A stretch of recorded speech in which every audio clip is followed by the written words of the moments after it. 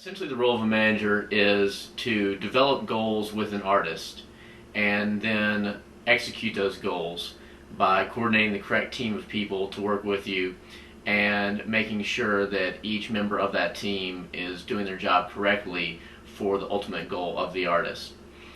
You develop goals with an artist by finding out what they want to achieve, and if there's any stipulations or special concerns of an artist in how they achieve those goals. Essentially, you are trying to look forward to the different stages of an artist's career and set immediate goals and long-term goals and execute the details necessary to get to each stage of that artist's career.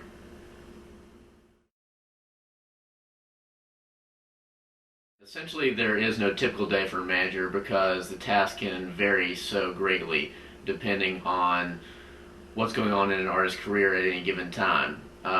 One day I may be in New York visiting with the label and coordinating the people at the label that are working on an artist project. Another day I may be on the road with the band, meeting with promoters and paying attention to the development of the band themselves.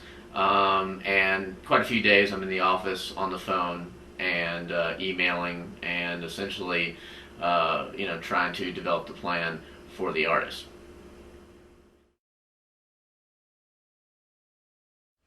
First and foremost, a manager is drawn to the talent of an artist, and you ultimately have to believe in the talent of an artist to believe that they could be successful. You're also drawn to artists who are intelligent and understand what it takes to develop their career.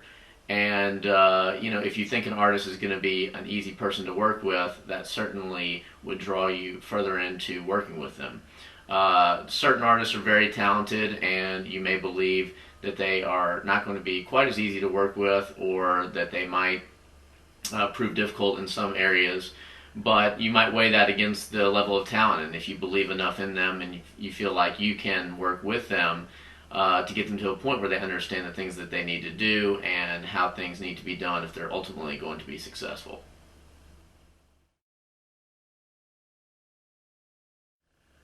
Typically, managers are looking for artists, going out to hear bands, talking to their friends, and hearing about an artist, and an artist may be approached by a manager. If an artist is not being approached by managers, proactively, they can send out packages and work through any connections possible to get a CD, a press package, in the hands of a manager.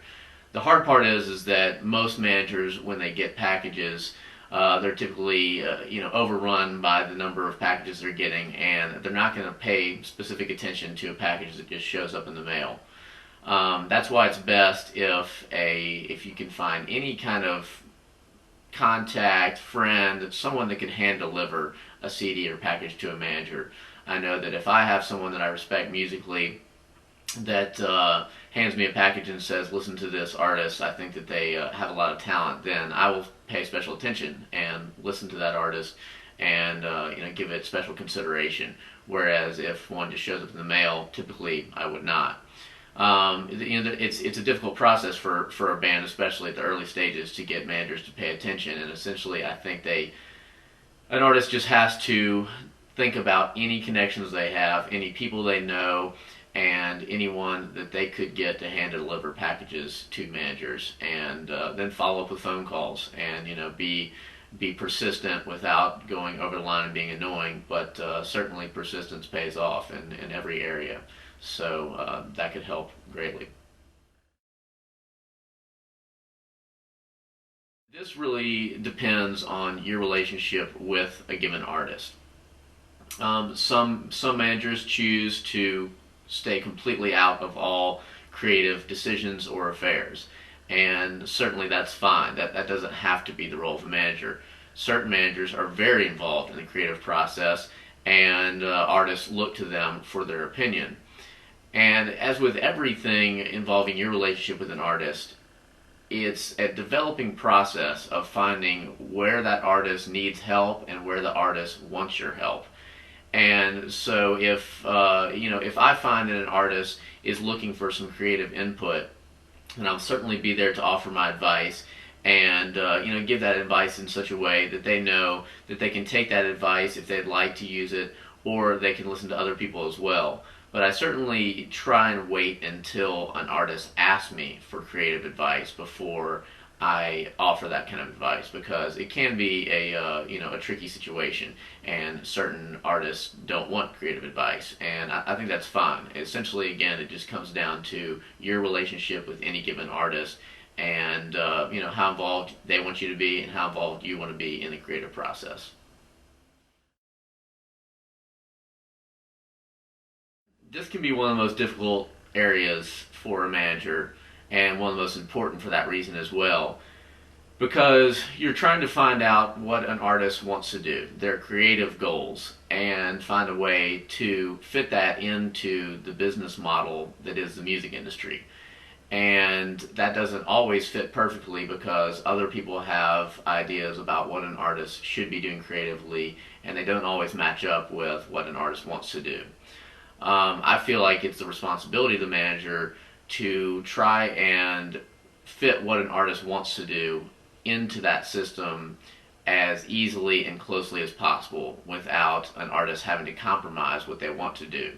At times you might help an artist change direction or slightly alter the way that they go about something so that it better fits the way the industry works, but typically you want to try and affect the people that you're dealing with in the industry, and the way that you go about it, so that you can most purely develop the artist's career the way that they want it.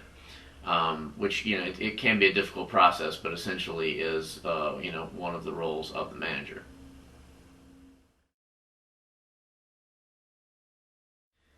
Primarily, when you're developing the strategies and goals, you want to sit down with an artist and find out what they want to try and achieve. You want to find out what their goals are, and then you want to explain to the artist what you think their goals should be and where you see their career developing, and ultimately come to an agreement where you have a shared vision of what those goals should be after quite a bit of discussion, so that you can tell an artist what you think should be done, they can tell you where they want to go, and ultimately you can come together with a unified vision.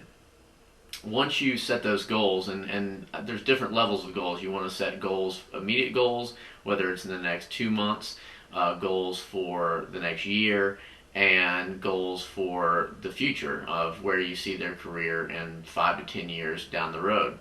And you want to set those goals, make sure that the immediate ones are achievable goals, and you can get more lofty with your goals further down the line. And then measuring those goals, there's so many indicators that it really depends on what those goals are. If it's a touring goal, you may be measuring that on ticket sales or gross. If it's a recording career that's your goal, it may be album sales. You may also be measuring a career based on less hard facts and more on how has the buzz developed of a band in a certain market or nationally. How has the press perceived the artist? And those may be ways to measure the career without being able to rely on hard facts.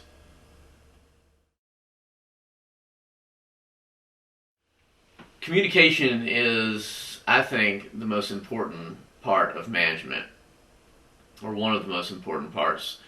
And I've noticed when I've seen failed management relationships, it's typically been because of poor communication. So you have to make sure that you are communicating frequently and in depth with each artist and with every member of the team, and making sure that everyone knows that you're on the same page and everyone knows what you expect out of them. And it's that communication that really lets you know if everyone's moving the same direction, because you're constantly monitoring it by speaking with the individuals and making sure that they're doing what they're supposed to be doing, that they know what they're supposed to be doing. And so really that communication is key. You're constantly on the phone or trading emails and just getting updates with each team member, whether they're the artist or a person with a record label or your booking agent, and just making sure that everyone is coordinating their efforts so that you can ultimately be successful. The attributes of a manager can really vary depending on management style.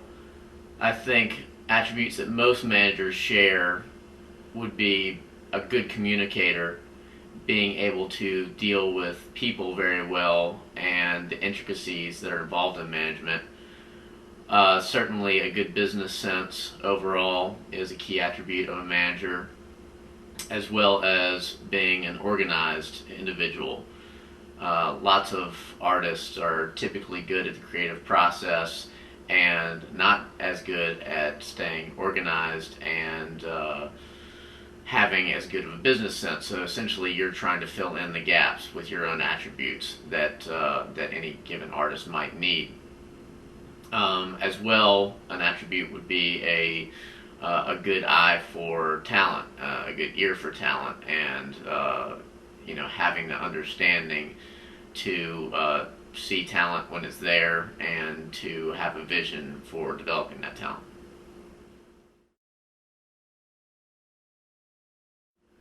One misconception I think that people have with management and the music industry is that it doesn't have to follow the typical rules of business, which I think is untrue.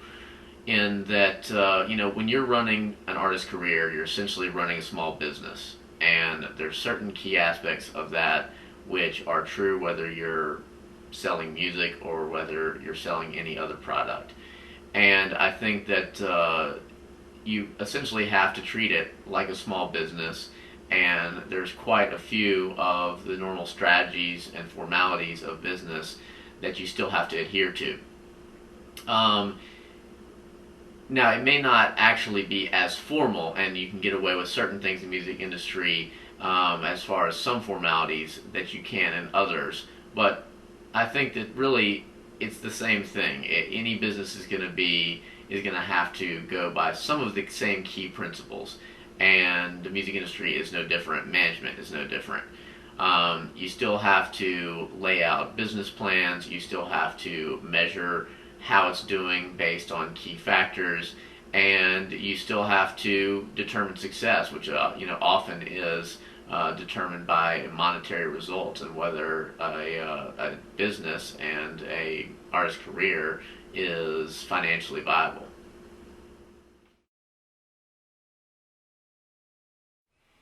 Unfortunately, contracts are very important in the music industry and have to be viewed as a necessary evil. There's been too many times in the industry where artists or managers have gotten burned in a situation, and it's become well known that having things laid out on paper and having a document to enforce a plan is necessary. And I think with an artist and a manager, a contract between the two, it's a good exercise regardless, which is essentially you're putting something down on paper and you're laying out what's expected and how things are going to be handled monetarily. And it's a good process regardless. If you're entering into a relationship both as an artist and a manager, you should be viewing it seriously, and putting something down on paper shouldn't be a problem. Now, there are some situations where an artist and manager have a very strong relationship and they don't have a contract. I typically wouldn't recommend that, but there are situations where it is worked, and I would say it's a small percentage that's the case.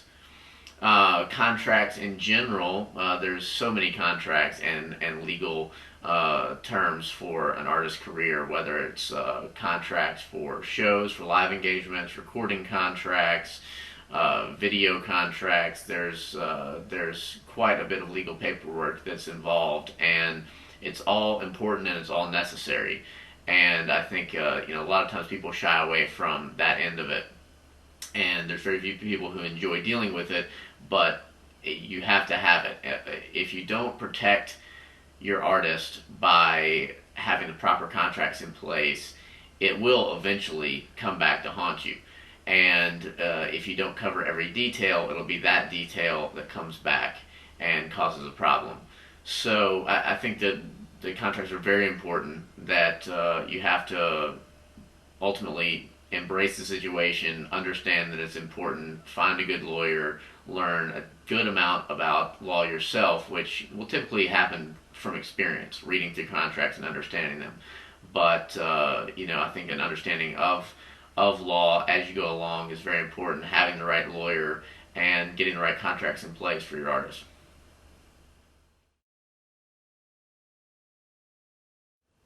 The tour manager is a very important role in your touring operation. Really the most important role, because that person is responsible for the entire touring team, all the people under the tour manager, and making sure that everything happens correctly and on time on the road. And there's a lot of attributes of a tour manager that make a good tour manager. And essentially that person has to be very organized and has to have very good people skills, because they're dealing with the artists themselves and other team members, and it can be a very stressful and taxing job, because it's nonstop on the road. The tour manager is always on 24 hours a day, even when they're sleeping. They can have to immediately deal with the situation, and so that person has to be very good at a lot of things. They have to handle all the money on the road, and that's obviously a very important aspect of the job.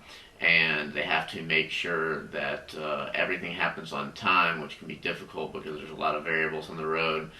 They have to handle all the show settlement, which is an important role of the tour manager, in that they, at the end of a show, they go through all the expenses and the contract with the promoter and make sure that the artist is getting paid the correct amount, and make sure that that show was handled correctly by the promoter.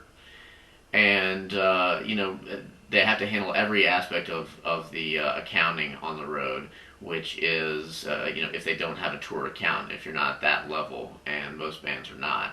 So typically the tour manager pays for everything and handles the accounting involved in paying for everything, whether it's hotels or paying musicians, paying per diem, any kind of expenses other than that on the road.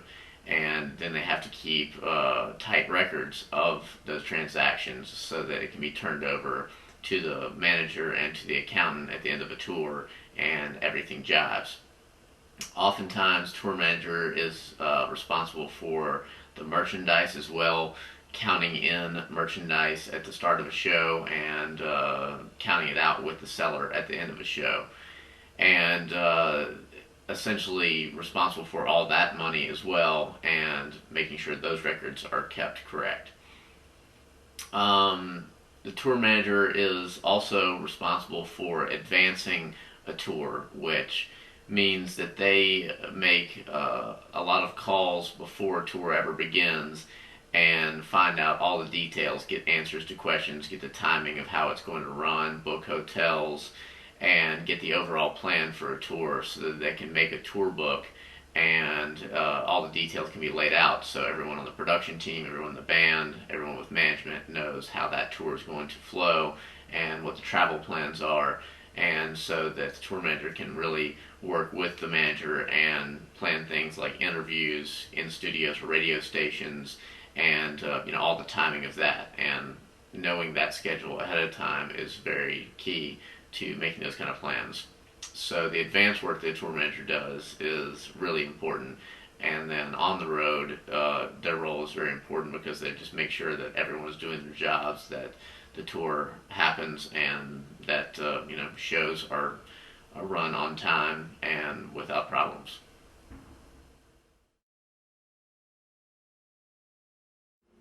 I think with the current state of the music industry, record labels are still very necessary if an artist wants to reach a certain level of success with a recording career. Physical CDs are still the predominant way that music is sold. Digital distribution is still a very small percentage of the overall sales of music. And record labels have the ability to get CDs in stores and to get a certain level of visibility for a CD in a store. And so, as long as that's the case, and the record labels have the ability to distribute records correctly, and that is the medium, I think that they are necessary. And also, record labels act as a lender. It's very expensive to record albums, and most artists don't have the funds readily available to record an album and pay for it. And record labels act as lender for recording an album. They also pay for the marketing and the radio promotion of an album, as well as they have the personnel to handle that and execute that plan. It is possible to do that on your own by outsourcing or by having a team of people yourself that market and promote an album, but most people don't have that kind of infrastructure, and record labels do have that infrastructure. And I think as long as the industry stays the way it is, that record labels will really be necessary to sell a certain volume of albums.